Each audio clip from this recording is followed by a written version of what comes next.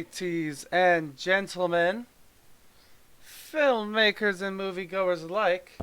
That's all that's Buttons, on him at the noises, moment. loud things. Oh my goodness. Hi. Welcome to Critically Casual, where I'm in some weird pocket dimension of stream stuff where I was too lazy to fill in the background and didn't have enough time to make any other graphics or anything. But hello there, everybody. I'm here. It's stream time, and sorry I'm late. Things happened, and stuff, I guess, and that's all I really have to say. There really is no explanation. It's just I'm here. I'm alone, and it's time to review and talk about what's going on this week, which is Terminator. This week, just put simply, is terminated. Just terminated. That's it. It's terminated. As in, we're doing Terminator 2 Judgment Day, Terminator Dark Fate, and then we're heading it up and ending it all with a little bit of news and wrapping up the stream. If anyone can get a hold of Dev and wake him up, I'm assuming that's the problem. That'd be cool. But until then, I'm just going to hop right on in here, and I'm going to start talking because I have nothing real relevant to say other than let's just start talking about Terminator. Terminator 2 Judgment Day. So, obviously, very obvious, it is the sequel to the Terminator. Or was it Terminator? I don't know. Either way, yeah. It's the Terminator. Duh. Terminator 2 was released in 1991, and it's, Arnold Schwarzenegger, who was initially the bad guy, is now the good guy, helping out Sarah Connor and John Connor, as in Linda Hamilton and Edward Furlong, as they go through in their escapades to try and not get killed by the T-1000 played by Robert Patrick. There's a lot that goes on in this film, and ultimately, what I have to say about this movie is I enjoyed it. I ended up watching the extended special edition, which my family owns, and I started watching it with my dad, fell asleep in the middle of watching it, started it again this morning, watched it all the way through. Good movie. I was just really tired last night. Time changes are bitch. But yeah, so I really enjoyed this movie, Terminator 2. I love how what it does is it has good moments of tension and drama, as well as really shows you good moments of action and intensity. Like, for instance, I don't want to go into too many super details because the normal part of this is not spoiler reviews, but like, I really enjoyed, there's an elevator scene after the whole gang gets together and they're trying to escape the T-1000. That scene is really cool. It's kind of slow paced, and when it comes to for action sakes, but it really adds a lot of tension and drama to the movie, and really like makes you want to I don't know, it just makes you tense and you're worried about what's going to happen next. And that's kind of a good majority of this film is daunting, real, barely never-ending stuff. Hey, I'm getting people. I'm getting words from people.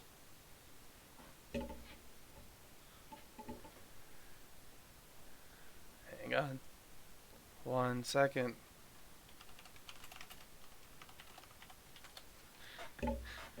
I'm getting communications from the other side. Okay, hang on. I'm deactivating me.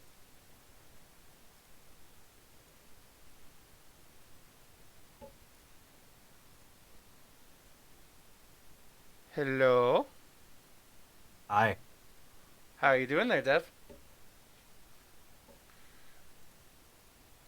Whoa. Things crashed on my side. Oh, that was weird.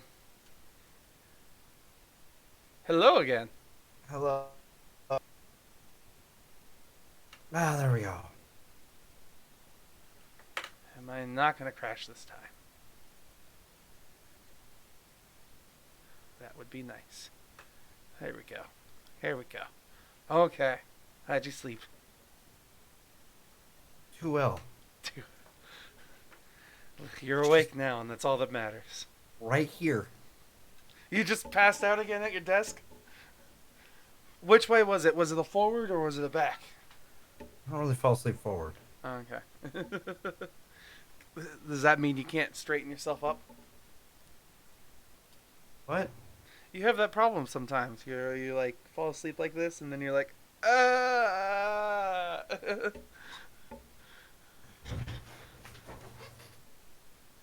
Okay. All right. I'm up.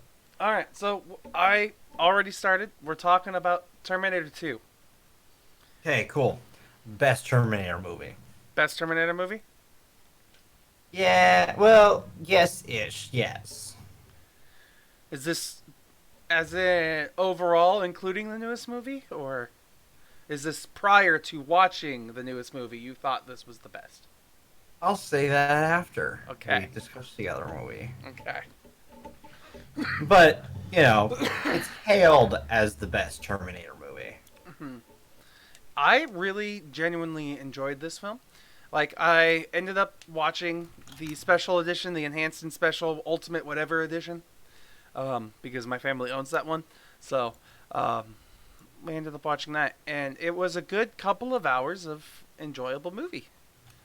Like, Yeah. what I was telling the people here, and by the people I mean the audience here, I need to move things around, that one of my favorite scenes, without trying to spoil too much, was the elevator scene and everybody gets back together. Yeah. Yeah, even though it's like not the best, like fastest paced film or like scene in the movie, it's very tense, and like you can just feel the tension of like, oh, what's gonna happen? Are they gonna make it? They're just being daunted by Mr. Whatever his name is, T-1000. I know, but still. Yeah, it's pretty impressive how they can do that. Like, I think really the only major problem that this film has is early on is the scene where Arnie gets the bike. Bear to the bone. That part. Like,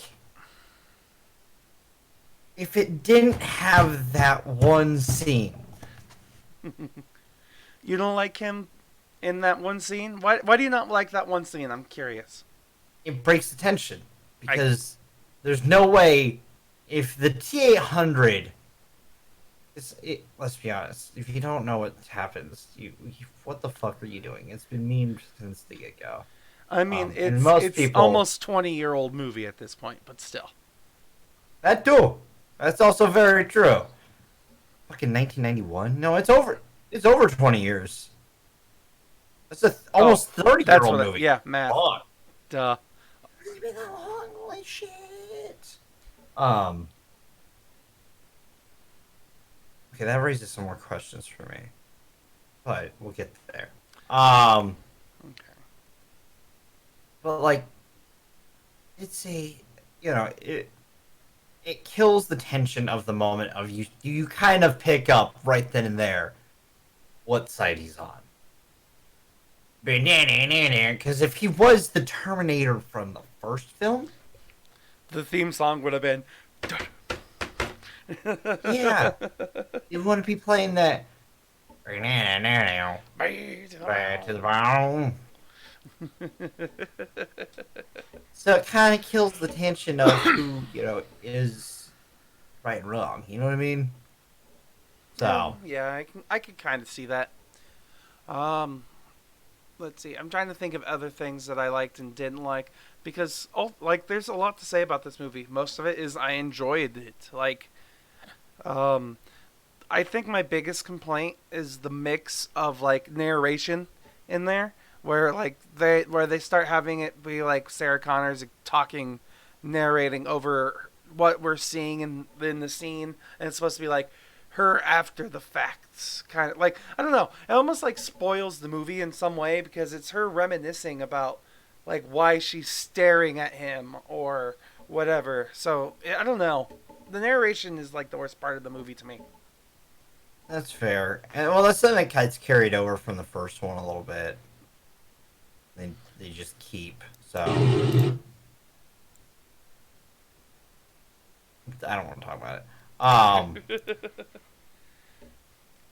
Man, I'm enjoying what's going on in the background of your camera. What? It's just bath time. Oh, the cat. Hey, dude. Hey! I'm working over here. So, look at my leg, everybody. Oh, that was cute. I saw those glowing eyes staring at you. Um, yeah, no, it's a good movie. Like it's a good action film. Like it. Terminator 2 is to Terminator what Aliens is to Alien. Okay, I could see that. You Because take it for. Go ahead. I was about to say, like, one thing that I really enjoyed in this movie is the mixed emotions that you got with the tone. Like, it was an action film, but it was also tense and it was suspenseful and it was more than just comedy and violence and stuff, you know? Which is, like, that's something I appreciated a lot. It is very much like, almost like this was supposed to be a horror film initially, but then they're like, no, let's go a little more into the sci-fi aspect, I guess. I don't know. For me, it's that like you take a franchise that is known as like before it's a franchise. Hmm. You take it and it's known as a horror thriller film. Um, that's what Terminator was. That's what Alien was. Hmm. And then you make a sequel that completely jumps genres. Completely. Like, yeah, there's still elements of the original genre there, Hmm. but it's a different type of film. Yeah. But it works so well, and a lot of that is because James Cameron is somewhat competent in his directorial, abilities. Hmm. There are other films where I can say that I don't agree with that statement. And some people have decided to give him a franchise for that film. Anyways, um, it's it's a lot of fun because you go into this movie, and I think one of the best parts is that it's like CGI wise, it still holds up. Hmm. Those effects still look good. To me, a lot of it actually, like, I like the amount of practical compared to the CGI. Oh The yeah. the worst part of the CGI was the liquid metal man at times, but it still looked pretty good. I will give the movie. Out of effects, I'd say the worst is stunt doubles. Yeah, yeah. Because there's shots where there's the Arnie dude on the bike, but it's not Arnie.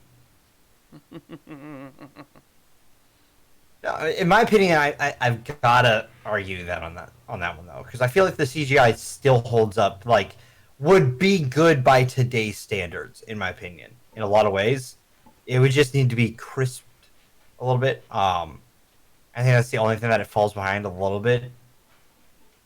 But the way it looks great. It looks better than some current films. And there's CGI. Fuck, it looks better than some Marvel films CGI. It just does. I'm trying. What can you give me a scene that you're thinking of specifically where you're like you enjoyed the CGI? I'm just curious. Any of it, honestly, it all works really well. Like the scene where he raises out of the floor and becomes the other person. The security guard, or the scene where he walks through the fence and it just looks seamless. Or any scene that he goes from liquid to running. Because it looks pretty well, like, done. Okay, like I'm just, I thought it looked pretty bad myself compared to some of today's standards, but I Yeah, guess. but also today's standards also has scenes like the Superman upper lip. True, that's true. But it also has completely CG things like all of Spider-Man Homecoming Mysterio sequence. Okay, yeah, and it's really good. It's hyper realistic, and we're just getting to that point where it's hyper realistic. Mm-hmm. The problem I feel that a lot of CGI has had since then to today is that they try too hard. I'm rewatching the prequel. I just got done rewatching the prequels. Man, even the third film has moments where I'm like, shit, this doesn't hold up Mm-hmm. at all, like CG wise, which sucks because it's honestly the best prequel film. So I'm like, oh man, this hurts because I'm just like, I want to enjoy this, but like there's certain moments where it just glaringly looks bad. Or Dexter from number two, or any of the Gungans from the first one. They all look fake as shit. Mm-hmm. Or any of the special editions to the original trilogy. Mm-hmm. Like, I get that too. The one thing that people don't talk about often, though, with at least the first, with the Gungans, is that they were the first ever example of like live action motion capture, where they can actually have people on set and like have the actors interact with somebody on set before. I'm Like, not arguing that. so it's I'm just good saying. technological advancements for pretty shitty characters. Yes, that's fine in ways. But that's not what I'm arguing. No, I I'm get you. arguing quality. Yeah. And look wise, this stuff still like to me is just starting to look like it's aged. Okay. If that makes sense. Okay. While stuff like that has looked aged for years. Okay. Or even scenes that like let's use recent examples. The Black Panther versus Killmonger fight. Down in the dungeon area, or in Yeah. the mountain. Yeah, the mine. Yeah. Doesn't really hold up. No. And it didn't hold up when it was like shown on big screens. Again, going to any of DC's super fights, pretty much any of them. The only ones are the more recent ones, like Aquaman's CGI fight at the end was actually pretty enjoyable, because they just went all out bonkers with it. Mm-hmm. And you knew it was fake, but everything was fake enough that it all looked the same and it was consistent. While the Now I want to watch Aquaman again. right, it's weird. I've been weirdly wanting to see it again, just to see how it holds up still. Or like even we had complaints about Shazam, about how the CGI looked from time to time in that. I know I'm using superhero films, but those are big budget and they have a lot of money dove into their CG, so they should look good. Mm-hmm. And in most cases, they do. I mean, but I'm also, it just upsets me that like I'm thinking like you're not wrong. All the examples that you're bringing up, yes, they have bad moments of CG, but I'm also thinking like there's too many superhero films. There's a lot of superhero movies. There's a lot of superhero. Different debate. I know. We'll talk that Debate later. for another time. It is. That's an argument that we have consistently. Let's avoid it for right now. This debate is about the fact that like this CGI, in my opinion, still holds up. Okay, I'll give you And that it just, in my opinion, it's just starting to age. Like, just starting to look like where I'm just noticing. Because, I mean, yeah, a lot of it is practical and as practical as possible in a lot of ways. That helps it hold up. Mm-hmm. Like, there's one scene that, like, I can tell just that, like, there's a difference between the Liquid Man, the T-1000, between his normal reforming and then, like, his reforming at the very end in the factory after he shattered, you know? Yeah. Like, that one is obvious, at least to me, that one's practical. And what that one is they put mercury on the floor and then they played it in reverse. And then that's what they used as reference for their like animation and stuff for everything else, I believe. That would make sense. And in my opinion, that scene, it works really well to do it that way due to the fact that like it was just fucking put at literally sub-zero temps. Because it was frozen in liquid nitrogen. It's a really cool effect. Yeah, that was cool. But so, but yeah, like to me, because I could tell easily, at least to me, I thought there was a difference. I could be wrong and mistaken. There couldn't be. There could be that they're all CG scenes, but like because I thought there was an easy comparable difference between the real liquid metal and then the CG liquid metal. It kind of just put me off. But I could also see how you're saying that it still holds up. Well, I would argue that too is that is towards the very end of the film, Mm-hmm. and the rest of the film you don't have that reference, and it looks good. Mm-hmm. Okay. That would also be my argument to Right. that. And let's be honest, this film has been parodied so many times over because of how good it is that you can't argue that either. Let's be honest, it's parodying itself to this day, the franchise, whenever it gets the chance. So, just gonna say that as well. Okay. Is there anything else we want to talk about in this movie before we move on? Acting. Acting. So, couple things. I'm gonna start with our top billed actor here, Arnold Schwarzenegger. He plays a robot pretty well. Sure. Yeah. Like, it could be said that his lack of acting skills makes him a superb actor at this time for this film. But he's become a much better actor over time. And I'd say overall he did good in this movie. Yeah, he did a good job, and he felt very, weirdly enough, for being an emotionless robot, he made it feel alive. A little. I'd say that. Yeah, I can give that. Especially towards the end. And you're like, Yeah. Okay. Linda Hamilton. I would say the best actor in this whole movie. Myself. Arguably, the entire, like, I want to say best actor or actress throughout the entire franchise, because there are some really good ones, like Emilia Clarke is a surprisingly good actress, but, like, she was just put into a bad Terminator film. Anyways, sorry, my brain just went, like, I could say best of the franchise. Yeah. But that would be kind of wrong, because in my opinion, Emilia Clarke's a better actor. Yeah, you know. Just your brain And went Jai off on its own Courtney, tangent. Jai Courtney was in Genesis, and Jai Courtney's a fantastic actor. I'm not bullshitting at all. But at least in this movie, Linda Hamilton, like everything that she does, from all of her emotions, from one extreme to the next, and everything, it all feels motivated and genuine, and like she's a real, actual person to me. Like, I loved how she would go from literally threatening to shoot somebody in the face to then being a pile of sobbing wet blankets in the corner in like a matter of seconds, and it's like, that's impressive. Yeah. That's really good acting. She does a really good job of it. She just makes the character feel very just broken after everything she's been through. Mhm. So, I mean, especially what they did to her in her little insane asylum.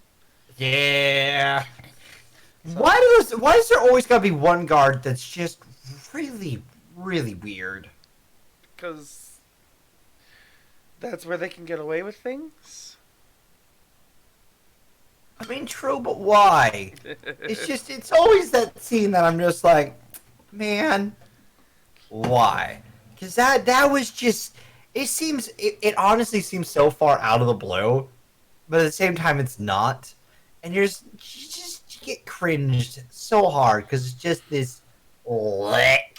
You're like, I feel like that has to be a thing for the director of this movie, because James Cameron, because there were tongue scenes at least twice in this movie. yeah, it was weird.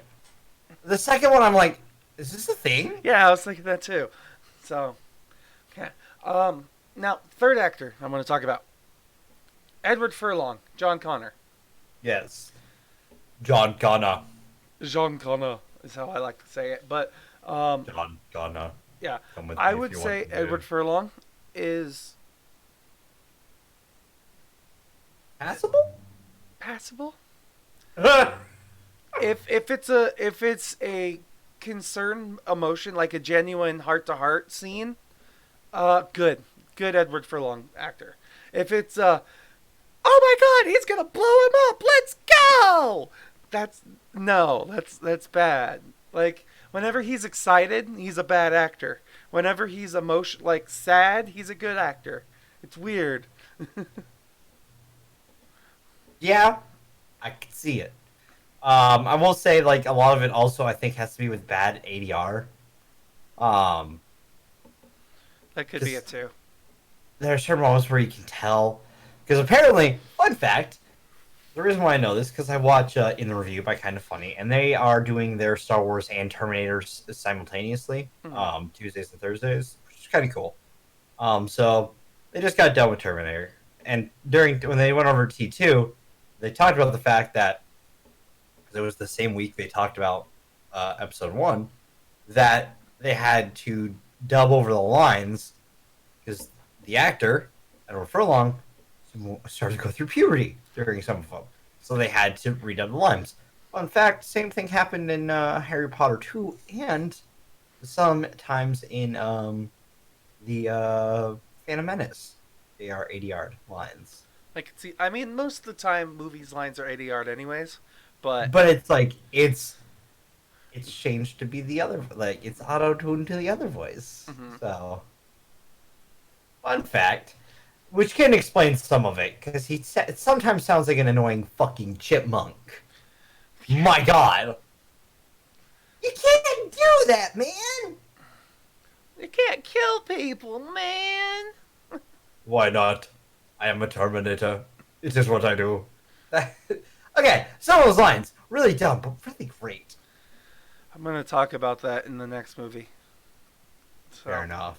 um, let's see. And then the last person I at least wanted to talk about, Robert Patrick as the T-1000. God, dude, he's scary. He is. One of my favorite things is, I can't remember exactly how the fact is, but it's either Robert Pattinson was hired because of how he runs, or he Robert trained. Patrick. Sorry, Robert Patrick, or he trained really hard to run more like a robot for this film, like more Yeah. angles. Because, could you imagine that moment? James Cameron's like, all right, Robert, I need you to run about 40 miles per hour and not look like you're straining to run 40 miles per hour. Run as fast as this bike is moving for as long as you can, but don't look like you're running as hard as you can. Mm-hmm. Because it's terrifying. Because he's not breathing heavy. His mouth doesn't move. He's just running. Yeah, just running. You're running through a forest.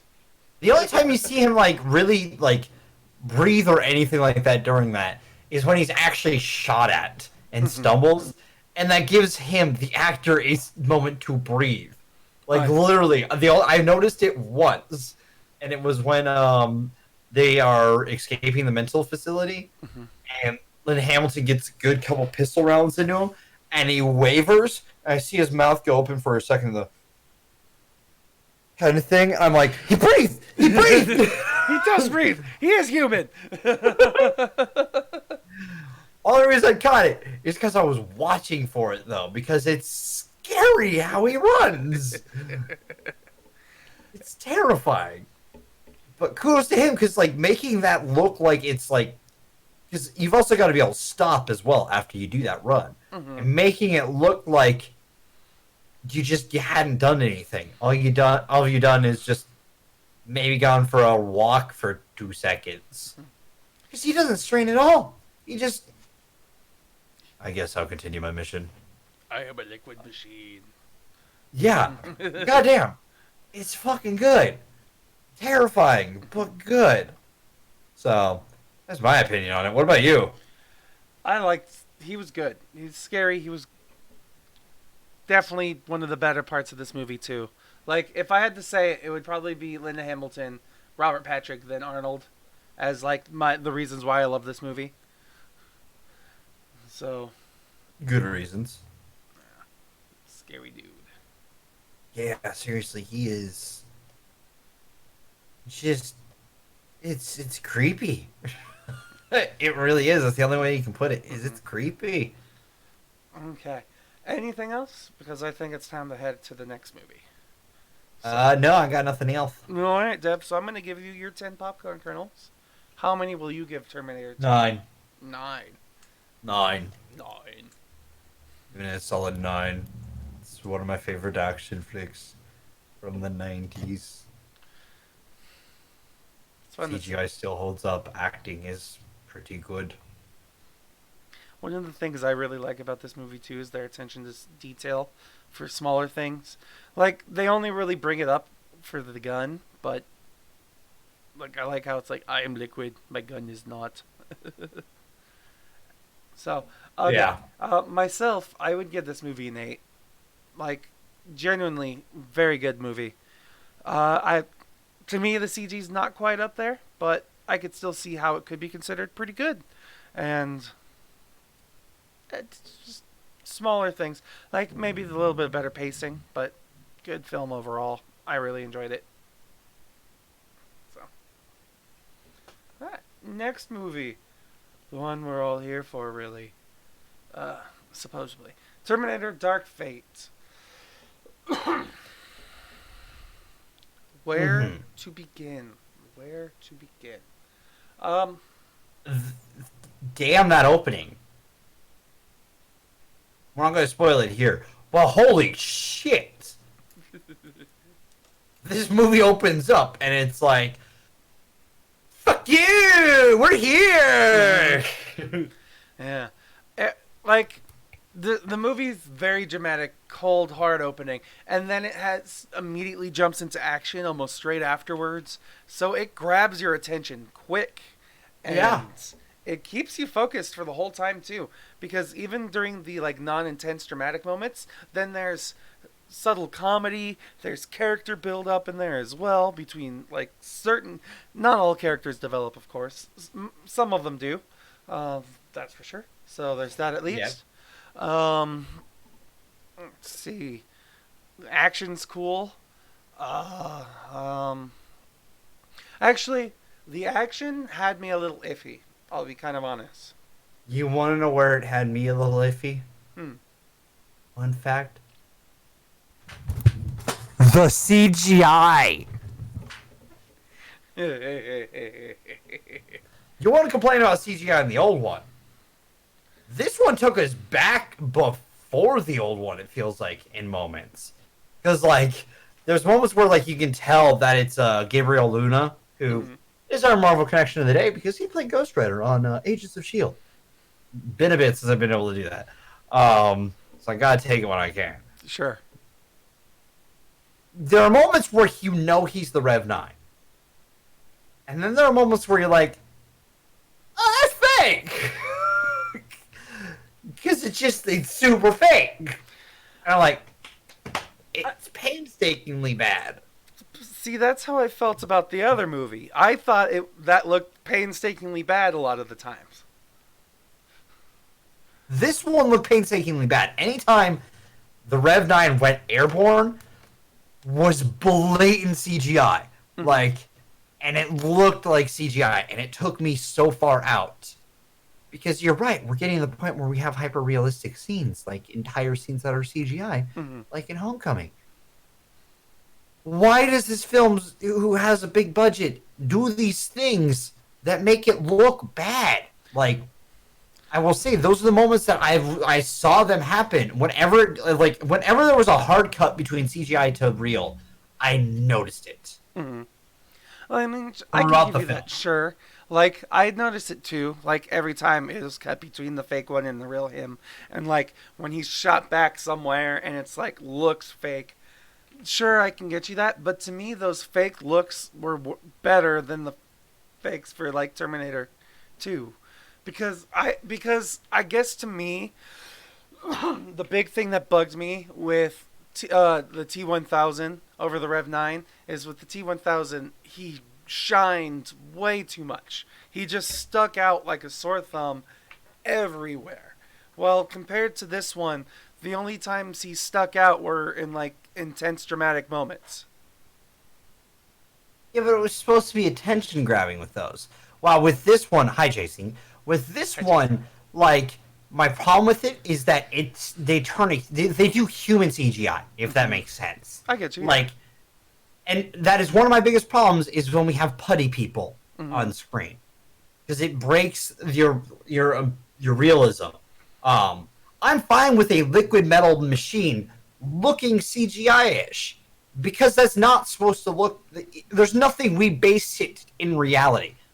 A human being, on the other hand, you need to make look good, because if you don't, people like myself who are, I'll be honest, I'm a stickler for CG. Mm-hmm.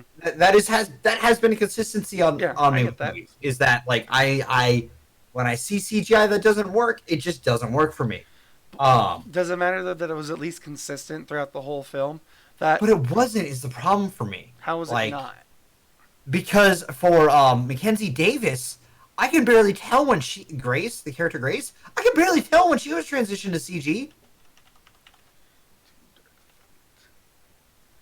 And you don't think that has anything to do with the fact that with Gabriel Luna's character, he was liquid compared to her, where she's always physical solid? It wasn't the times when he was liquidy.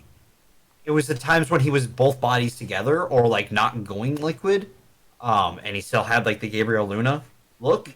But he was transitioning. But like he'd get punched, and then you could see some of the hard metal underneath or something. No, that wasn't that. It was like whenever he would jump, stuff like that. Like in the early chase scene when he jumps up to the higher level, it looked putty-like. It looked like a PlayStation 2 animation. Okay. Because as soon as he goes from transition from running to jump, and as soon as he crouches down and starts to go airborne, I'm like, that was the first moment of my brain going like, that's fucking CGI. Mm-hmm. The fight scenes with him worked, I will say. I don't notice it when they're fighting, like hand-to-hand, close quarters, stuff like that. I don't notice that much. I do start to notice when Arnold shows up and those two start fighting, because also Arnold's CGI isn't always the best. And we'll talk about that more, like, in the spoiler section, too.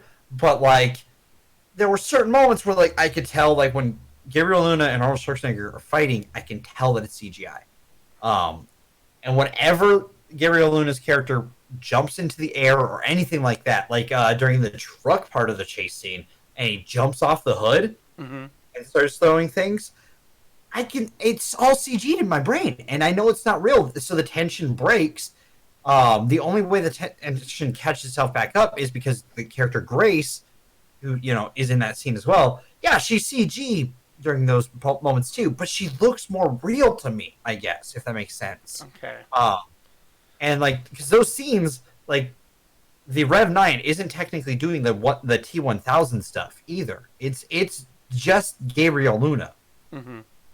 So I don't know. It breaks down to me, because I've seen Gabriel Luna as a CGI character before too. Ghost Rider in Marvel's Agents of S.H.I.E.L.D. was a CG character when he would show up, because you can't exactly light a dude's head on fire. So I've seen him before, and I've seen him look good with CGI, like with good CGI effects. Like I've seen his face literally melt off his goddamn self until he's a flaming skull, and it looked good on a show with a much lower budget than this. And I don't know why, but it just bothers me. Okay. Like, I haven't seen that one reference scene, so I couldn't really say my comparison. It's just, to me, I don't know why, it's just, I would say this movie's CG is considerably better than Judgment Day. Like, and it could just be how, like, the lighting simply is slightly better, or, like, sure, I could kind of tell, like, sure, I could tell when it was a CG person compared to a real person. Like, that's not hard to see. But that didn't take me out as much as seeing a man who's supposed to be completely shiny and, like, reflective at all points turn into wee, fleshy, human looking things. Like, at least with him, he was a little floaty at times, sure. Or, like, it didn't quite look perfect, sure, but like it wasn't that off-putting to me. Well, for me, the reason why it's off-putting because the CGI isn't consistent for everyone, I guess, if that makes sense. It's a I mean, consistency for me. even then, like even for the scenes where we get to see like Grace's character in CG, I could also tell when she was CG. So like all of Well, it. I'm more was, saying like the quality feels off Mhm. for certain characters, like, and it's pretty much, honestly, it's just Gabriel Luna's character that always like You consistently, don't whenever he think goes airborne, he feels off. you don't think like it's not like what if it's an intention to be like he is inhuman, so he's not supposed to look and completely act human. Like he's supposed to be scary in some ways, so what if we make his movements inhuman? It's not the movements. It's not even just the movements that's inhuman. Like, yeah, I get him jumping there to there. Okay, I get him doing that. That makes sense to my brain. It's how it looks that it starts to break. Okay. Because also this movie opens up with some of the best CG I've ever seen. I can't talk about it till spoilers, but holy shit! What they do at the beginning puts some of the shit that Marvel does to shame. Mm-hmm. At least 66% of it. About 2/3 of what they do at the beginning, during the opening, Yeah. is fucking awesome. 1/3 of it, when we get there, holy shit, it's oof. Yeah, I get. But- Yeah, keep going. But I guess I should have expected that for the rest of the film. I guess I should have expected that 2/3 of the film would look really, really good throughout it, and then 1/3 of it would look a little off. Maybe that's just what I should have expected. And I will say, late in the movie, it's not as noticeable. Like during the late action scenes, I would say after the plane. So when it's a little darker and it's harder to. Yes. Yeah. I wonder why that's why I don't notice it as much. Weird. But it's just the way it looks. Like it makes like whenever Gabriel Luna's character goes airborne, it looks fake. And like I'm fine with things looking fake, Mm-hmm. but it needs to be a consistency across the board. I get that. Sure. And it just doesn't quite feel consistent for everyone. Okay. And that's where things start to break down for me. Sure. Okay. I mean, I'm not going to agree with you completely, but I'll accept your statement as your opinion because like I said, like yeah, it's just Watch it wasn't that VFX off-putting to me. artists. I do. I know you It do. wasn't that off-putting to me in comparison to other movies like Black Panther, for instance. This was pretty good. I would put it on the same level as Black Panther I in would certain not. moments. I would. I may have looked away at one point, Because- maybe, but Also, at least Black Panther has a really good story. this one doesn't really make sense. It's just No, it doesn't. see, I've gotten to the at this point, I already know certain things just based off of who's going to be a part, like who's a producer in the film. Like if the movie 10 Cent Productions is in there, you're obviously going to be leaving America or going into America at some point. So like that's going to be a major plot moment at some point. So but then there's other things like the actual story a little bit is kind of confusing because time travel, but time travel makes it not confusing. At least it makes more sense than Genesis. That's not a high bar. And I will say, and I'll actually give it this. It is the best Terminator sequel since Terminator 2. I'll give it that too. Again, not a high bar. One thing I We had kind of Rise of the Machines, Salvation, and Genesis. Genesis! Which, fun fact, was debated for this week.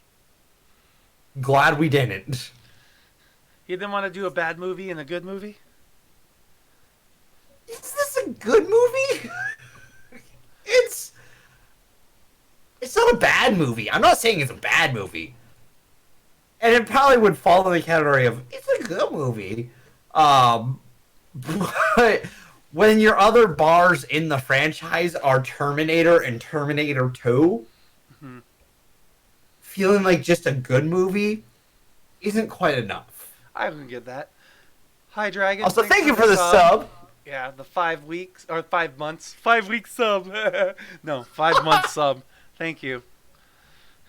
Um, and it fixes a lot of issues that Genesis kind of left. But the problem with it is that it also feels, and from box office reports, it feels like it should have been done before Genesis happened. I mean, I'll be honest, I haven't seen all of Genesis, so Oh yeah, good for you. Don't go back. yeah, I stopped halfway through. I was like, no, no. Don't go back. It's bad. Like, I may not be a huge I may not enjoy Jai Courtney, but no one deserves that on their career.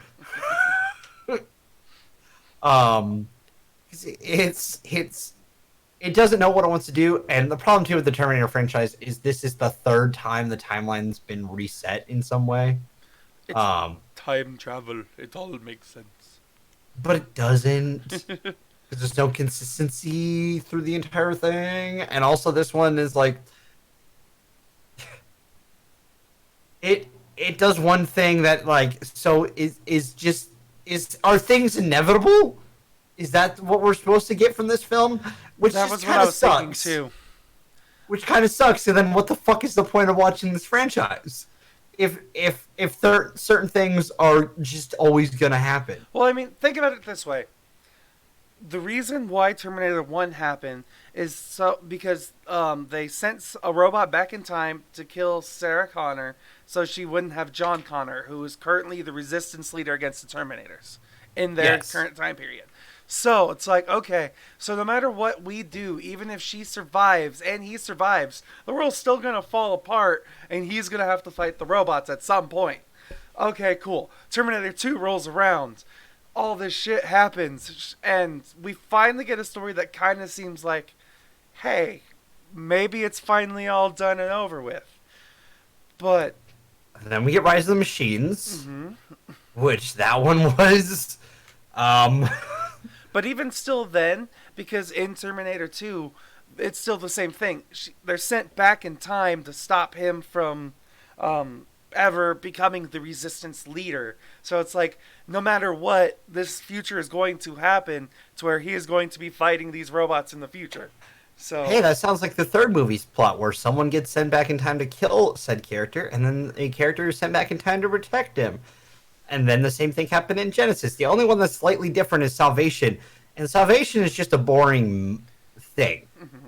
But still, even then, all the movies, ultimately, all it's telling you is, you've survived for now to fight another day. Pretty much. That's all of the movies have always said. Acting's not bad. I will say, acting in this movie isn't that bad. Mackenzie Davis does a fantastic job. Yes. Like I really liked her, and I liked Natalie Reyes as well. They did fantastic as being new entries in it. And Gabriel Luna is fucking awesome when he has his human moments.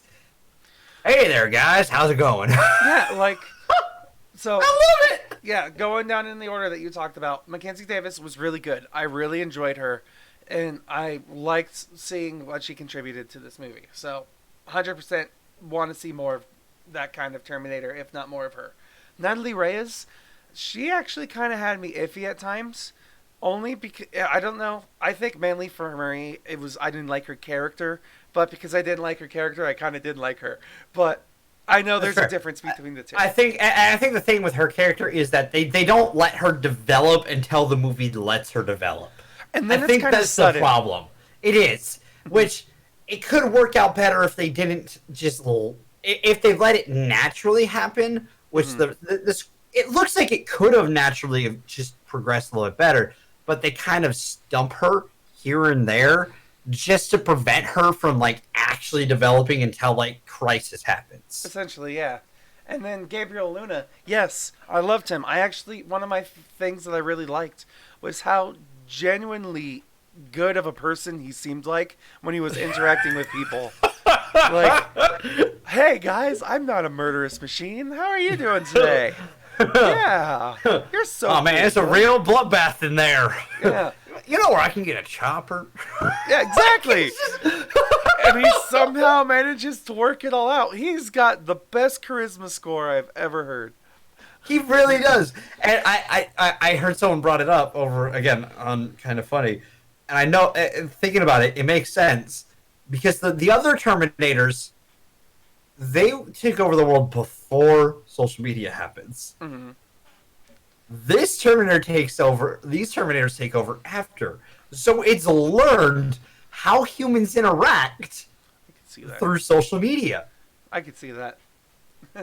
Which, you know what? Gabriel Luna seems like an influencer, his character. Hey there, how's it going? He's overly kind, but always needing something else. Mm-hmm. Like, hey, how's it going? It's a real bloodbath in there. Hey, you know how I can get 6,000 subscribers? He is. He's. Mm-hmm. There was one moment where I was a little confused about what was going on related to him, and it has to deal with the detention center.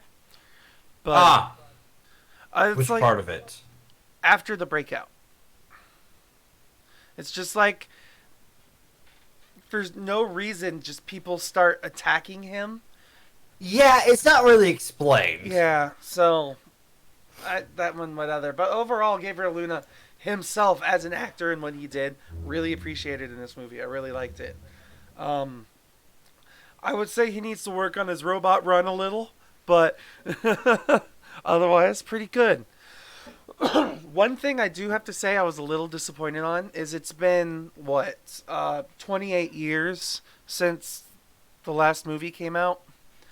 I was kind of disappointed on the action cinematography because it seemed kind of just generic punch, hit, move this way a little bit, cut here every once in a while, punch, hit. Like, it all seemed just like kind of generic action movie fight stuff. And when you compare it to some, like, even some John Wick or Mission Impossible or, like, other, even some of the ridiculous car stunts in Hobbs and Shaw, like, I like the cinematography better in those movies. And the one scene that really had me, like, wishing that there was more was the big truck chase scene. Because every Terminator movie has to have the evil guy in a big truck chasing the little guy. No! No, it doesn't. Big trucks in a car chase are really cool, apparently. So, they go through anything. It's a metaphor for Terminators. Because they'll go through anything to get to you. You put 100 cops in between you and a Terminator. You got 100 dead cops. Such a weird line, the way it's brought into it. But no, I would say that the action, there are certain scenes that, like, the action does a good job of letting it breathe just enough that it's not lingering breaths, that, you know, it feels like the action pops, which action should feel like it pops. But it's not popping to the point that it's like cut, can't follow what's going on. No. It's not always super fluid, and, like, for me, the parts that, like, break is when I do notice it's just straight up CGI. Mm-hmm. That's when my following the action breaks for a moment. That breaks it for me. Which happens a lot during the airplane scene. Okay. Because it's a lot of CG thrown across the room into different wall. And then we're in another wall. And then it's Wonder Wall. And then it's... Yeah. But again, there's been worse. Point at the CGI lift and laugh. Or any of DC's earlier universe action scenes. But at the same time, this it's not the best action. I would say for an action film, it has very generic, like, middle of the road action scenes. And, like, I feel like a lot of what I was trying to do was pull back on, like, the tension of the first movie. Or, I mean, Terminator 2, I mean. Like, it was trying to write off a lot of that because this is supposed to be, like, the actual current canon sequel to the second movie now. Until it gets rewrote. Yeah. with another time travel paradox, but like it just didn't quite hit the right themes to me, like the right tones. So it I can didn't. see that. Yeah. So I don't know. It's definitely an interesting movie. I definitely think it was funnier at times. That's for sure. Like there was a lot more Yeah. comedy in this movie. Actually, and some of the lines that like I will say, the trailers, some of the lines that they show off in the trailers, once you have the context from why they're said the way they're said, kind of work. There are certain ones that don't land very well, like Linda Hamilton saying, "I'll be back." I'm gonna talk about that one in spoilers. It's kind of like, do we need it? Do we need it there? She should have said, "Hey." She should have just been like, "Get in the Jeep, I'll be back." Like something else to that line instead of just, "I'll be back." There's more to like. I agree with you 100%, and there's a lot more to explain about that in spoilers. I actually have a whole news article about it. Oh, okay. So. Interesting. Yeah. Yeah. Other than that, I'd say the rest of the cast pretty good. Action is all right. I'll also say Tim Miller knows how to direct action. So there are moments that feel like Deadpool 1. Which again is a lot of good action, and this film has good action. It just, for me, it breaks from time to time. I think that's my biggest problem is that like there's CGI issues, and it bothers me. I think that's where I have and then plot issues. But that's a Terminator film. That's after T2. That's any of them. Mm-hmm. All of them have that. So. So is ratings? Yeah, I'll give you your 10 popcorns. For me, this movie gets, I'll say, 6.5 popcorns. Like, I will still definitely watch it again with family. And I find a lot of times I end up watching a lot of movies over again with my dad and finding some things in them that I appreciate more than others. But this movie's okay. I would say if you're gonna see it, I would say see it in theaters only because seeing it on the big screen's pretty cool. Yeah. I'll actually say that. Like, I don't know if it'll have the same effects watching it out of theaters. Yeah. So unless you have a really nice surround sound system and a giant TV, I would yeah, whatever. Good movie, 6.5. How about you, Jeff? For me, it's probably gonna be a solid like 6.5 as well. Now I think about it, probably around there. Like it's higher than where I would put the rest of the Terminator franchise. Okay. The rest of the other Terminators outside of T1 and T2, which are different, I probably wouldn't give past a 6 to any of them. Mm-hmm. Maybe Salvation gets a 6, but like that's just because it's going for something different than the rest of them do. Genesis is a burning trash fire, and Rise of the Machines is a really weird continuation. This one feels like a more direct continuation of the story, but at the same time, I don't know if it burns a lot of bridges to get there. So, from a narrative point, Terminator's fucked. So it just like it doesn't feel right to give it much more. Sure, I'll give you that. Like, when I look through this, I'm trying to think of all of the movies that I've seen Terminator-wise. I would say this is probably my third in all of the Terminator movies because T2, T1, Dark Fate. T1 is pretty close to T2, but... Yeah. In all honesty, you can kind of... depending on... Like, T1 and T2 kind of go like, what are you in the mood for? Are you in for more horror suspense or action? Mm-hmm. Which one are you feeling? And that's how you can pick between the two of those. And Dark Fate's like, you get just bored? And you want to watch a Terminator film? got that time? isn't T1, T2, forget the rest of them. You're watching Dark Fate. So, Okay. So with that in mind, spoiler time. Spoiler time. spoiler time. Do you have? Let's get ready to spoiler! So, the first thing I want to talk about is that line, that damn "I'll be back" by Sarah Connor. And the reason I bring that up is because Tim Miller himself said he didn't want to use the line. He said, "I'll be honest, I had to be forced to use 'I'll be back.' Then I said, I had to be forced to use 'I'll be back.' Then I said, if we're gonna do it, we're gonna do it differently. We're gonna give it to Linda, and we're gonna throw it away." Because he didn't even want to use the line. And to my opinion, it cheapens the genuine moment later on where Arnold Schwarzenegger says, "I won't be back." And like, to me, that would have been far more dramatic if she didn't say, I'll be back. "I'll be back," da da da da da, as she walks off. Like, don't get me wrong, the explosion and then the Terminator theme gave me chills. But at the same time, I was like, I don't like this line here. No, it doesn't feel right there. Honestly, it should have been, get in the Jeep, I'll be back. Just adding that little prefix at the beginning of that The wrong button. makes it feel better, in my opinion.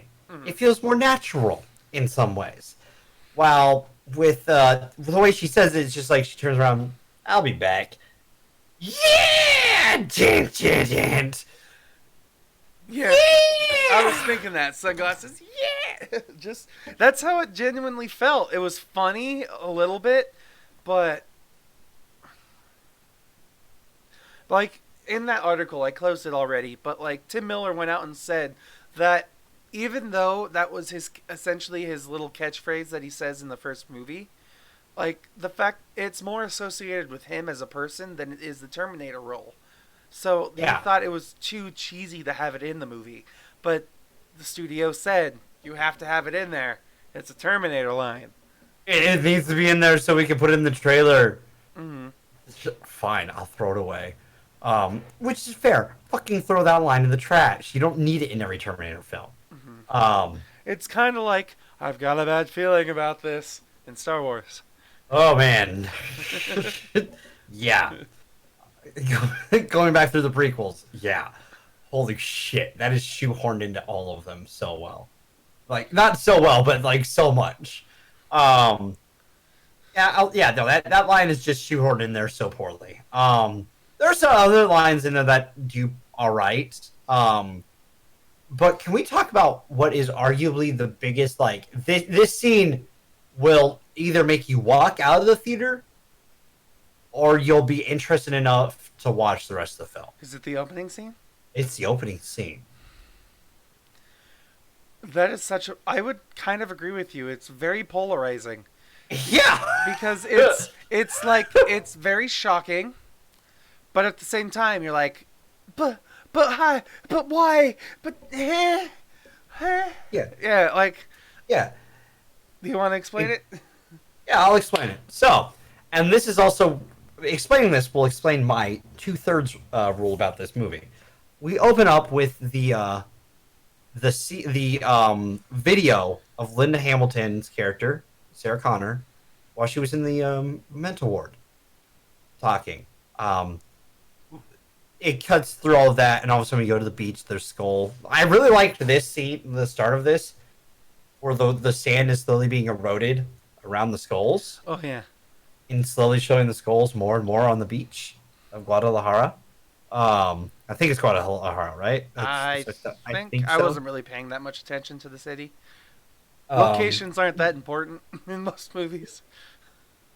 No, it's not important in this location, let's be honest. But then all of a sudden, T-800s start coming out of the water. Hunter killers out of the water.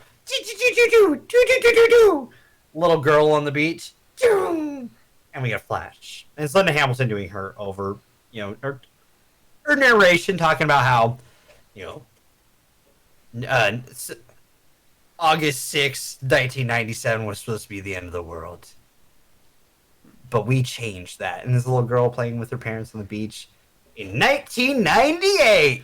Which, okay, correct me if I'm wrong.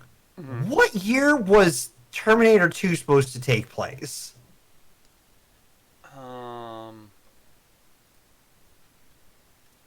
Terminator 2. That's a good question because it was set in like 2029 is the year from the future that he's from. Okay, got it. I figured it out. Terminator 2 Judgment Day was released in 1991, but it takes place in 1995. Okay, so it's been 3 years. Which just adds a little bit more of questions to what going forward, but it doesn't change too much. We all of a sudden see a very well done, de-aged Linda Hamilton. Mm-hmm. Like, holy shit, I was like, is this unused footage from Terminator 2? That good. Because it pans her and I'm like, huh, that looks like Linda Hamilton. I know it can't possibly, like, I know it's Linda Hamilton probably sitting there being de-aged. There's no way that's actually Linda Hamilton. What? Here's my thought on that, because I thought that too. I was like, damn, that's really freaking good. My thought is it's actually reused footage, but it's not old footage. You know, like what I mean by that, it's not unused, but it's like it's footage from her from other films. Just she's cut out and then like adjust it. You know? Yeah. Which is how you de-age people pretty well. You use older photos of them and de-age them to that. And the part that gets fucking creepy. Saying, but that wasn't quite what I was saying, but you're close. Well, I mean, because like she moves and stuff like that, so there's no way that that's like mostly like that's footage from before. I mean, I'm saying like there's a thing called rotoscoping where you can crop out a moving person in a film and get rid of everything else. True, but I don't know to that extent. Is it possible due to everything that she was doing in that film, like in that scene? She does a lot in that scene. There's an extent where, like, I honestly don't know. There's some of it could be reused footage, some of it could be CGI. I don't know how much of it is, but I don't feel all of it's her being de-aged. I think, in my opinion, it looks like what that Marvel uses, in my opinion. Okay. Because also, all of a sudden, you see Edward fucking Furlong. Young 8-year-old Edward Furlong. As though it was back in 1991, turn around. And as soon as I saw that, I'm like, wait. Mm-hmm. What? No. How? Because it's kind of impressive. Because having just watched Terminator 2, a couple hours earlier, I was like, holy shit. That looks like Edward Furlong. Yeah. Good job. And then you get to see Arnold. Oh, God. That one was bad. I was like, thank God they had the sunglasses, because that at least kind of makes him look a little like... But, God, no. Yeah. Oh, my God. Because you see this big hulking thing, and you're like, oh, that's Arnie. That's young Arnie. Yeah. Like, what you don't see the top of him yet. You see his body walk past. Yeah, like Linda you see Hamilton. the rippling muscles and the huge arms, just rippling through the shirt he's wearing. Yeah. And then he lifts up the gun, and you're like, oh. You're like, ooh, this CGI looks bad. It's breaking my tension. And all of a sudden, fucking shotgun round to John Connor's chest. Damn. From that moment, Linda Hamilton runs up, tries to like save her, and he doesn't get one to the head. He second blows to the chest. He double taps, just not to the head. Call back to last week, and then blows him away. John Connor's dead. Mm-hmm. Apparently, the timeline that never happens sent Terminators back to this year, and it still counts. Apparently, That's that. So yeah, the Terminators decided that no matter what, we're going to send back multiple models to different timelines and see how it goes. So they said different years, not even timelines. years. My apologies. So they have they sent the T-800 to whatever year the first movie takes place in. They sent the T-1000 to 1995, and then they sent another T-800 to 1998. But it shouldn't be able to send it to 1998 Because- if the timeline doesn't happen. Yeah, because their version of 1998 that he would have been sent back to, the Terminator's already won. So they can't jump back in this timeline. Like they could have been sent back to 1998 during the fall of man. John Connor's still alive, starting the resistance, and all of a sudden they send one back there to try to catch him off guard. Early into it, because it's going to be before all the hunter killers were made. Let's be honest, because it's going to be when the nukes happen. And then you have a T-800 walking around in the radiated wastelands, hunting for him. Hey, that seems like a solid strategy. It sounds like it would be a good movie, like a Salvation kind of like movie, you know? Let's not talk Salvation. That movie's a lot boring. But yeah, so it immediately is like, also fuck time travel, fuck your timelines. Good luck keeping up with what actually matters. Because it doesn't make sense what's happening. Because also later in the it's a polarizing opener too, because it's just like, hey, you know that T2 movie you really like? Dude. Yeah, it's kind of pointless now. Fuck you. Yeah, you know how you liked Arnold? Now you're gonna hate him, only to like him again. However, God damn it. yeah. Which Which then that also begs more questions, because later on she talks about how there was even more Terminators still sent back in time. I don't know if they're supposed to be from what timeline then. Yeah, like there was two others that she managed to destroy before she runs into Grace and the Rev 9. So like, yeah, are they Skynet Terminators or are they Legion Terminator? Legion, which, by the way, is such a lame name. I agree. They couldn't think of something else. They couldn't call it like Google or. Well, like at least with Genesis. Genesis sounds like a cool name for a technological overlord. Because Genesis was the continuation of Skynet. Skynet evolved into Genesis. If we're going through our timelines for a second. But then there's Legion, and the reason they're called Legion is because we are many. For each Terminator, it's two Terminators. Fuck off! I like my other Legion. I'll go play Mass Effect. It's such a lame way of doing it. I don't like the name. The name immediately is like, really? Yeah. That's what I'm going for? Okay.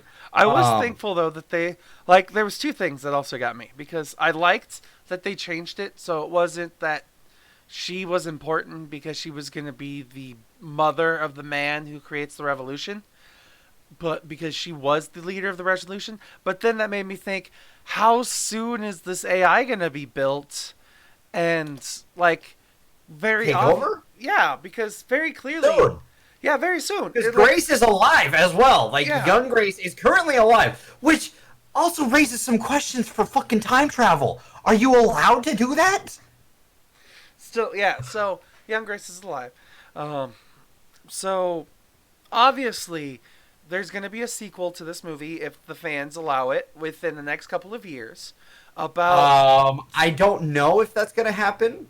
I think it might, because they sure, this is a good end to Arnold's version of the Terminator, but they've opened up the gateway for Legion to continue.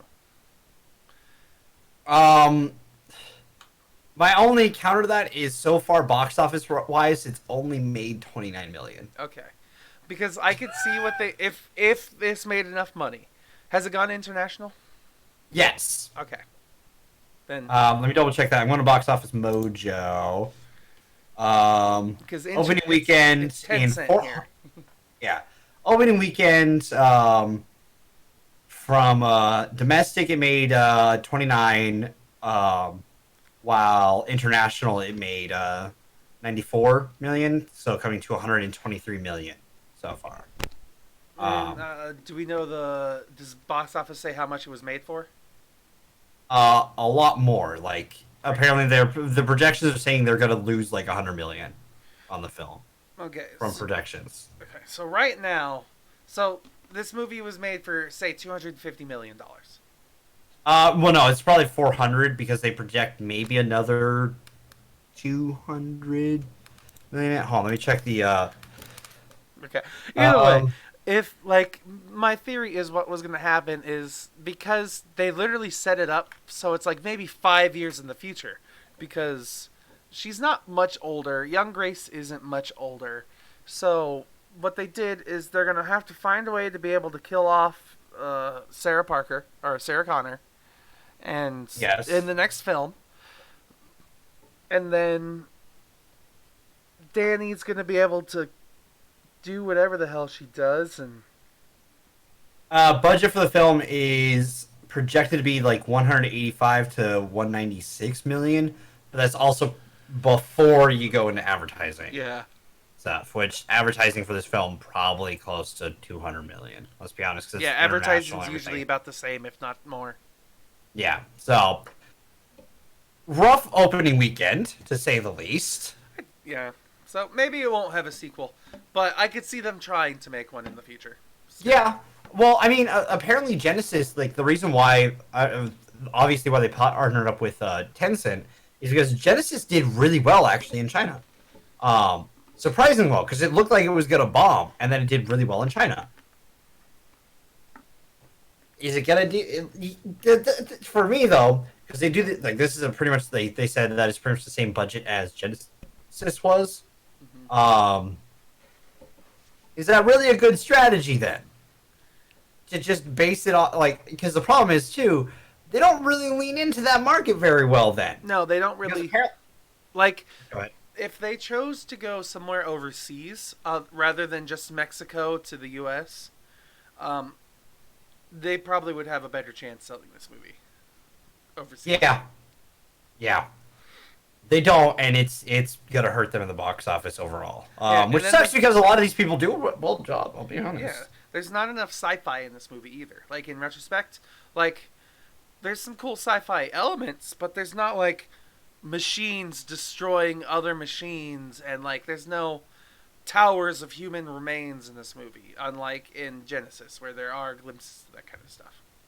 That's true as well. And I'll also say this. I mean, the some of the stuff that like the tech advances that they have, some of it don't make sense. Like, why is Skynet's ability to time travel more consistently like not putting you in just really bad spots? Like Skynet, when you time traveled, you went to a place that was secluded.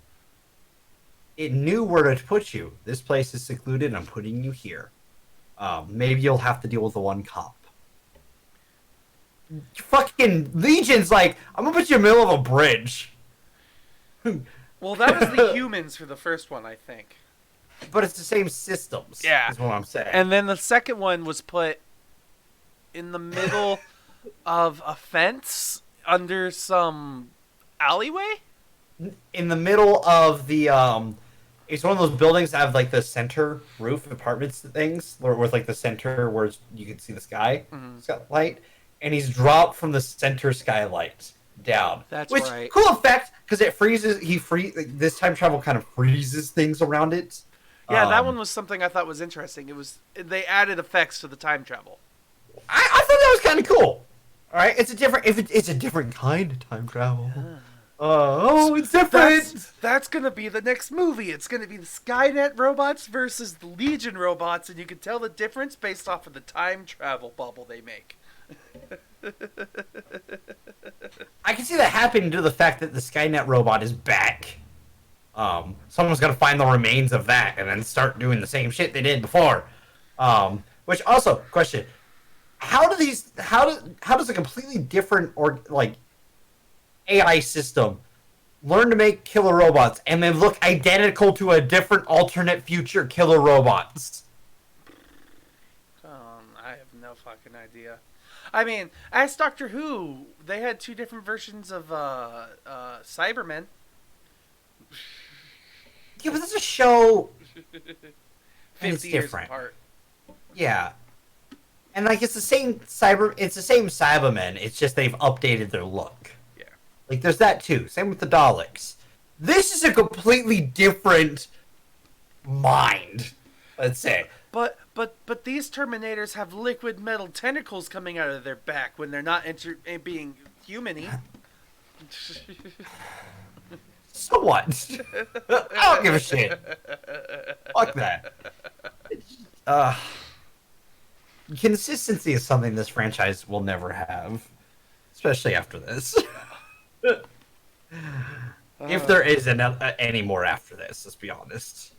Questionable at this point, based off of box office. So, we'll see. Otherwise, what else did you want? Do you want? I'm trying to think other... Was the plane scene necessary? The plane scene? Yeah. Oh, chasing. Tentacles. So, in this movie, there's a robotic frame and the outer liquid shell that looks like a human. But for some reason, in like the 2029 or 2040, whatever year the future Rev 9 comes from, it's just the electronic, like, robotic frame, but out the back they have all the liquid metal tentacles, like, and they do stabbies. People. Yeah, they stabbies. Yeah, okay. I actually thought of a question. Did it make the gun in the scene where it's the dad? Or did it have the gun? It made the gun, I think. Why not make a gun again? It never does it again. And there's times where doing the shooty shoot would be better than the stabby stab. It's true. I'm trying to remember specifically. Because I also don't know when they would have gotten a gun. Yeah, because what I remember is he has the sandwich bag, and then the bag turns into the gun that he raises up and shoots. Yeah.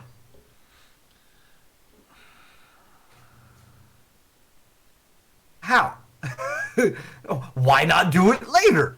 If you can create a gun. He kind of forgot he could make a gun, I guess. The movie needed to happen. Yeah. If you watch the one videos that I do enjoy watching from Screen Rant are the pitch meetings. Yeah. And this only thing I watch by them. Yeah, those are funny sometimes. Well, why did this happen? Because the movie needed to happen. Ah, makes sense. Yes. That is that. Why does he make a gun later? Because the movie needs to happen. Oh, really? Yes. Get all the way off my back. Yeah, exactly. Because it's like I thought about after the movie, I'm like, why didn't he just make a gun? Why didn't he use any of the guns? He's around other guns. If he can't make guns, but he can absorb guns, then why not absorb a fucking arsenal? He's got plenty of stuff. He can also if he's anything like the T-1000, the T-1000 learned how to create a third hand. If you remember in the helicopter scene, because he has a hand on the controls and is shooting an M16, which is so badass, by the way. It's still one of the best scenes. The helicopter scene from that movie is so fucking good, and it's so terrifying because James Cameron's crew was like, "We ain't fucking doing this," and James Cameron's like, "Fuck it, I'm doing it." But why didn't he do something like that? Semi-truck. Okay. I mean, he also has 4 arms. He could just raise his second set of arms up, have the other arms doing the other things. The more I think about it, the more there are holes in this, and why it's a 6.5. Mm-hmm. It doesn't make sense. But hey, it's sometimes cool. And I do have to say it, my favorite line is Arnold Schwarzenegger when he's explaining to the group why he's a good father figure. While he's a good husband. And I'm a good listener. I do this. I do that. And I'm also hilarious. I'm efficient at changing diapers. I'm a good listener, and I'm hilarious. I think I was the only one who laughed at that in my theater. I laughed. The other best line, which my theater erupted with laughter, was, "Why do you have so many guns?" Oh. I predict a 74% chance of humanity destroying itself. These are here to protect my family. In that eventuality. Also, it's Texas. That got me too. Yeah, that one was funny. My theater went. I was trying to hold it in, and then the theater laughed, and I was like, Yeah, that was. I can laugh. The rest of the theater laughed. It's okay. It's weird to think that like I'm sitting in my theater in California, and if anything, the completely different political views from Texas and just Washington. Yeah. So I do live in conservative, like I live in moderate Washington. Central Washington is kind of Washington is literally broken up. The for the most part, the west side is fairly liberal. There's the moderate central and the conservative right. Fun fact. My mother lives in the pretty well. right. I live in moderate central. So, but everyone knows people in Texas like their guns. So, it was one of the best lines in the film. That was funny. Oh, It's Texas. another thing. So, the whole border crossing. Yes. I'm not sure how I felt about it. Just the whole thought that it was in the movie itself. But two, if he was just going to crash the drone into the Yes. group of... Yeah. Like, I'm assuming he was thinking that the police were just going to fire on sight and just kill them. But that's my safe assumption, and that's why he didn't crash into them initially. But still... The other assumption would be that if he missed, which he does, which, I'm sorry, how do you miss with a fucking drone kamikazing itself into an area? You hit a car and cause a giant explosion. How did you miss? Those drones are a lot bigger than one would think, too. Oh, no, I know. They are.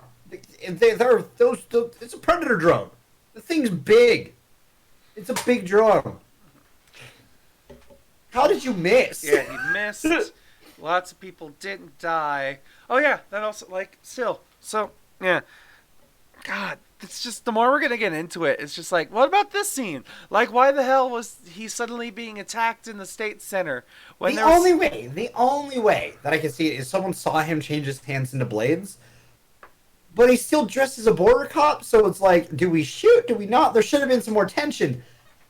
But instead, the border officers just go at him. Yeah, the way I see it being passed off is the one woman who was listening to, what was her name, Danny? The one woman who was listening to Danny looks over and sees the Rev 9 start killing people, and she's like, oh, we have to kill him, because she realizes But he doesn't start killing people. He jumps up on top of the cage and starts running across the top of the cage. Yeah, but I think she's supposed to be, like, the looking reason why they start shooting.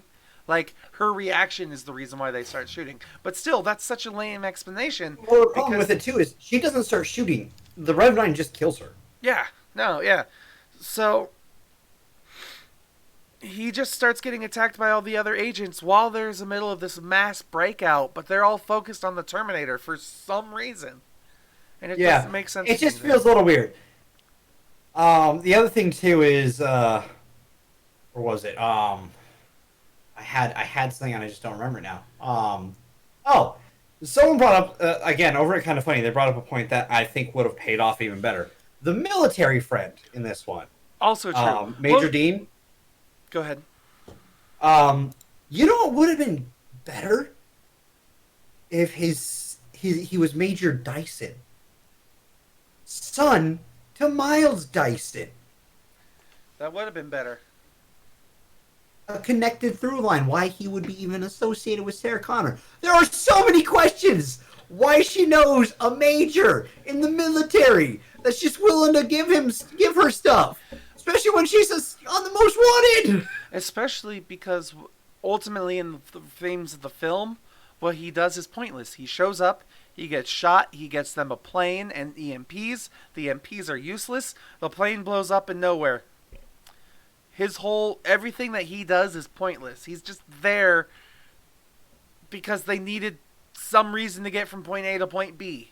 They needed some reason to get on a plane. Which, the plane scene is pointless because it lasts, like, they're on the plane for all of maybe 10 minutes before another plane is literally thrown at them. Yeah. Which, also, what is that other F-15 doing? His friend just got literally crushed. Is he not going to fire upon that other plane? He just fucking bails out. Yeah, I don't even. Yeah, the third plane that was there, it watches his partner get crashed, sees the second plane start smashing into the first plane, and then the third plane's just like, it's bye. If you watch the radar before the second, the refueling plane runs into their plane, you can see the jet go like, "Peace, I'm out." Yeah. Why? Why have them then? But also, why? How is the refueling plane faster than the fucking supply plane? Well, yeah, that's a good question. It shouldn't be able to catch up to that plane. There's nothing in the supply plane other than one Humvee, and the refueling plane is And one crate. in one crate, and the refueling plane, sure, it might be smaller, but it doesn't look smaller. They look about the same size, and it's just logic doesn't make sense. Time travel doesn't make sense. This franchise should have been done with 2. Yeah, but it was still an okay-ish movie, and that's why it's a 6.5. Yeah. Also, someone brought up a fair point too. I can't remember where I heard this, but they bring back Linda Hamilton sort of like as some sort of bankable thing, like they did with what's Jamie Lee Curtis with Halloween. Mm-hmm. But Jamie Lee Curtis has been in a lot since Halloween. Linda Hamilton hasn't been in much. Let's be real here. I can see that, yeah. So they act like it's a huge, well, Linda Hamilton's back. And, like, it's cool for people who like the original. But at the same time... I mean, Linda Hamilton, she is a great actress, but the problem with Hollywood is she doesn't have the physique for Hollywood. And that's probably why she hasn't really been in a lot of movies. Well, I think she's your badass female character. Yeah, she's definitely badass. She's not like who's the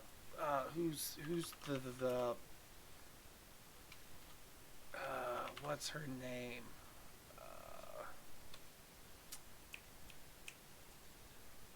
She is not. Sorry, I'm looking. Sigourney Weaver. Like, I'm thinking Sigourney Weaver in Alien. Like, when I think of the strong, badass, like, leading role woman, I think more towards Sigourney Weaver than I do Linda Hamilton. Well, also, one of the other reasons why you probably think that is because Sigourney Weaver's been in shit since the 90s.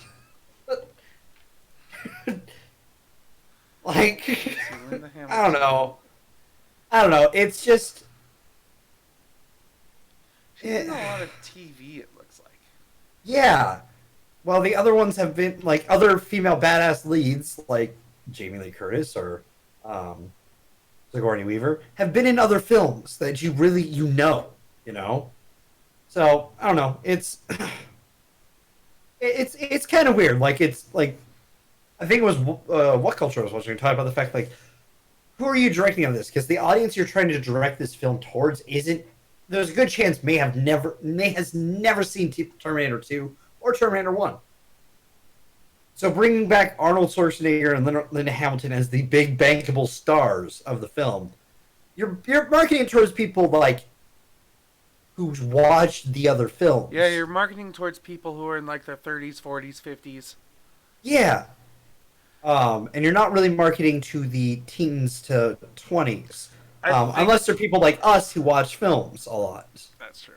But I think the point of this was probably like the ones that were supposed to grab were Grace and Danny. They're supposed to be the people who grabs our attention.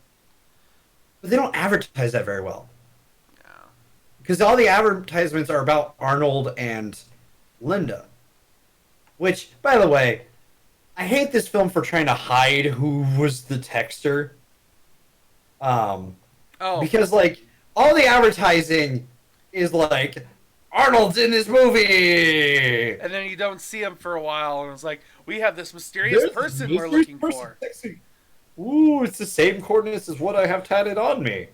The question I want to know is who put those coordinates on her? Why do they know of him? Danny. Well, duh. We know it's Danny, but like... It's because, okay, fun fact. It's because the reason time travel stuff doesn't make sense. That's why it makes sense. Listen, it does make sense for their time travel. Fun fact. Because in Terminator 1, Kyle Reese comes back with the photo of Linda Hamilton, which is the photo that gets taken of her at the end of the film when she's pregnant. Mm-hmm. And when she's just kind of off gazing off in the distance. So, in order for that photo to have happened, the beginning loop has to have happened. That Kyle Reese has to go back in time and saves Linda Hamilton. Mm-hmm. That first movie, no matter what, has to happen, and it's a pivotal moment in the timeline. Yes. Like, no matter what, there will always be, in 1989, there's a Terminator, there's a T-800 that is sent back in time to kill Sarah Connor. Mm-hmm. That's kind of what we were getting at earlier about no matter what happens, there's always going to be the Judgment Day. Yes. We'll get to that. This is going to be a long discussion. I'm sorry, people. There's a lot to unpack in this. If this is going to be long, I don't want to keep going because I have other things I need to do tonight. That's fair. I'll make this short. So, let's say that we closed that loop with John dying, right? Mm-hmm. This new loop opens, and no matter what, this first movie of this, if this continues, this part has to happen. Yes, that makes sense. So Danny has to know about Grace, has to know about where Carl lived, and knows that if she can't tell Grace about Sarah Connor. Those are key things. And that's how the time travel can work. The problem is the rest of time travel in this franchise sucks. Yes. So, also the fact that it's inevitably going to happen no matter what just pisses me off. That's why it's called Dark Fate, because no matter what, even if you can make fate your own, it's going to be dark, and the world's going to end. There's a 74% chance the world's going to end. Yeah, more than likely. Okay. Is there anything else in this movie that we want to spoil before we head into the news? Nah, I think we're good. Okay. I have a couple of things for the news this week that I want to talk about. I know what one of them is. Do you? What is that? I saw it when you, Yeah, I messed up. That's a good topic to talk about. Yeah. I'm happy to talk about it. So yeah, first things first. Star Wars. Our dynamic duo of David Benioff and D.B. Weiss are no longer going to be working on the Star Wars trilogy. At first, it looked like they just stepped away, but rumors floated around, started to come out that the reason being is because they're also doing the Netflix thing. Yeah. And Disney was kind of like, "Do you really think you can do this at the same time?" Because, like, I'm sorry, you guys are kind of known for working on one thing. Yeah. And one thing only. Yeah, and then you kind of ruined it at the end, too. So... To go do this. And then you want to pick up other franchises while you're doing this? Excuse me, get the fuck out. Yeah. I mean, I kind of think that's what it is, too. Like, not to that degree. Like, I definitely think they chose Netflix over Star Wars. But at the same time, the way that they've described their interactions, Like, there's interviews. I don't think it's this article because I looked, where they're talking about that they still plan to work on the Star Wars trilogy, which means that they, like they plan to do something within this next Star Wars trilogy. So, whatever it is with Netflix that they're doing, they plan to be done with enough to the point that they could still help with Star Wars in the next 6 years, I'd say. I doubt that at the same time, though. I'll be honest. 'Cause no offense, they're also going to be executive producing Game of Thrones prequels and stuff like that because they're still attached to that franchise. Like, I don't know.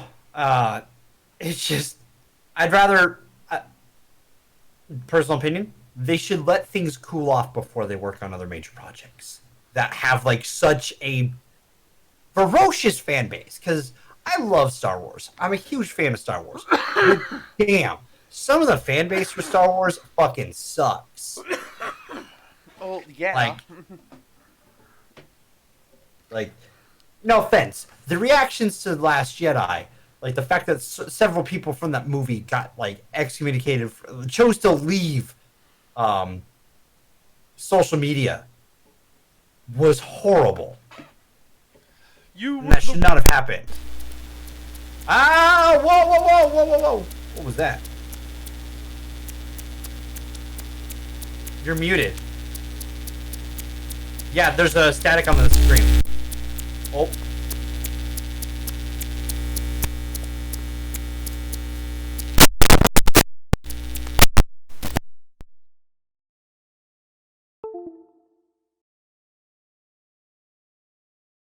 Oh, you. Whoa, what happened? Whoa! I can't hear you.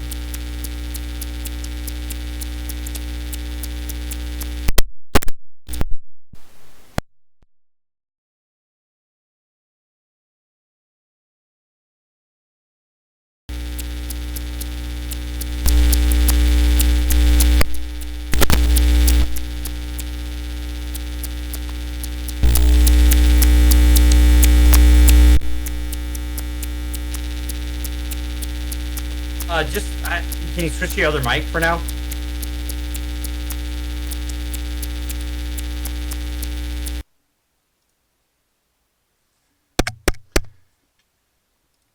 Yeah, I hear it on the stream. You'll have to suffer. I can't things are messed up here now. Like, if I try to get our graphics back, the stream's gonna fall apart. This has happened once before. Okay.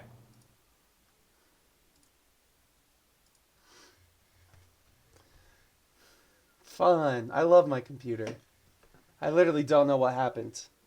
For some reason, you're not coming through Discord. I can hear you through stream, though. I don't know what happened. We're SOL. All right, I'm just gonna say we're done. All right, well, that might just. We're done. Next week is gonna be Doctor Sleep and The Shining. But until then, thanks for following, liking, subscribing, all that fun stuff. Give us a like, give us a follow. We've got a Twitter. Bye, everybody. Want to say bye, Dev, before I hit the end? Oh, bye! I didn't know when you were hitting it. I was asking. Do you want to say goodbye before I stop everything? Bye.